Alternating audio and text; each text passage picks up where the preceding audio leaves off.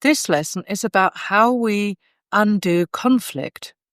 Again, this is taken from the Sedona Method, where this form of releasing, as it's called inside the method, is called holistic releasing, where you let go of both sides of an emotion. Now, what that means is basically the letting go of conflict.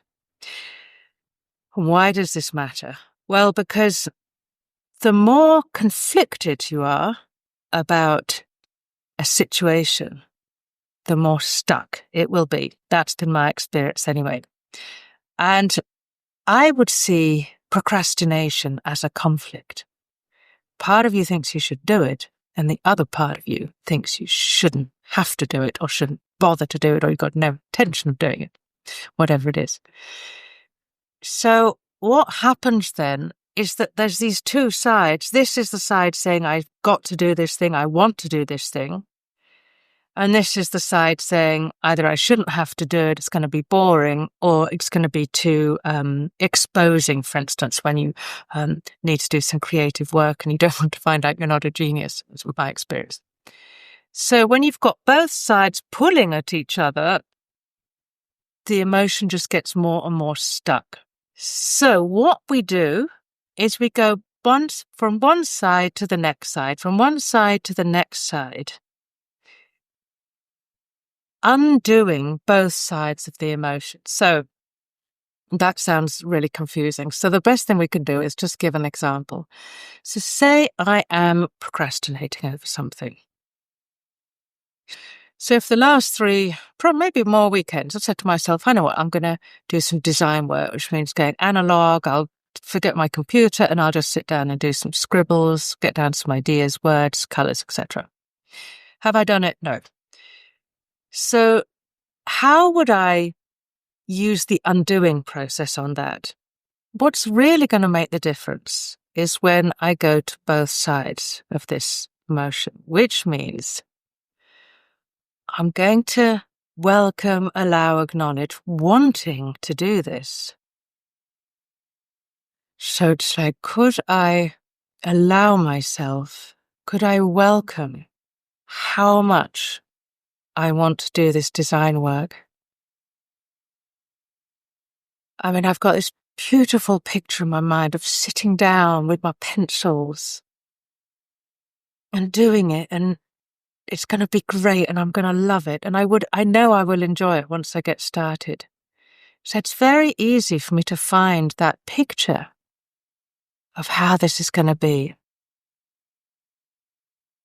But it still hasn't happened. So there's obviously something else going on. And so could I welcome not wanting to do it? Could I welcome my resistance to doing that design work? And that's a very different experience. I can feel that. And there's actually lots of sadness coming up. I don't know where that came from. There's predictions of disappointment. That I've got this great idea of how fantastic it's all going to be, but it's actually going to be a bit shit.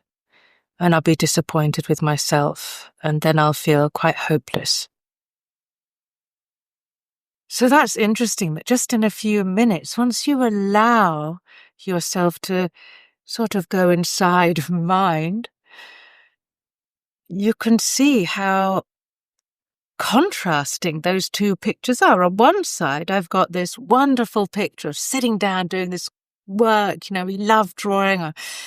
That moment when you're involved in your work is just wonderful, right? And then on the other side, there's this familiar experience of disappointment. It's not very good. It's not what I hoped it would be. And so those two things are keeping it stuck. So what we do is we go through a whole process of welcoming, allowing each side. So could I welcome how much I want to do this? Could I welcome how I'm trying to do something with my desire to do this? It sounds a bit complicated, but it'll make sense. Could I welcome how personal it feels? It's very much about my identity. And as you work through that and then go to the other side of could I welcome how much I don't want to do this. Could I welcome a fear? Could I welcome a resistance? And then could I welcome anything, any sense that I have to control that resistance, get rid of it? Could I welcome how personal that resistance feels? And God, it feels personal. And so as you work through both sides, what happens, and it is spontaneous, is that they sort of dissolve into one. And at that point, some people don't like the use of the word energy. I actually find it really helpful. I used to hate it. But at that point, when the two sides have come together and sort of almost dissolved into one, there's then a lot more energy for you to actually do the task you wanted to do in the first place. So it really is a dissolving of the conflict. And once that happens, you think, well, I know it's difficult to do design. I know it's difficult to write. Sometimes it doesn't work, and it does, but it doesn't seem so catastrophic. Once you've welcomed all that fear and resistance and disappointment of past experience, once you've welcomed all of that, it doesn't feel so, it just feels like I'll just deal with it, like I have done an infinite number of times before. So again, thank you for your attention.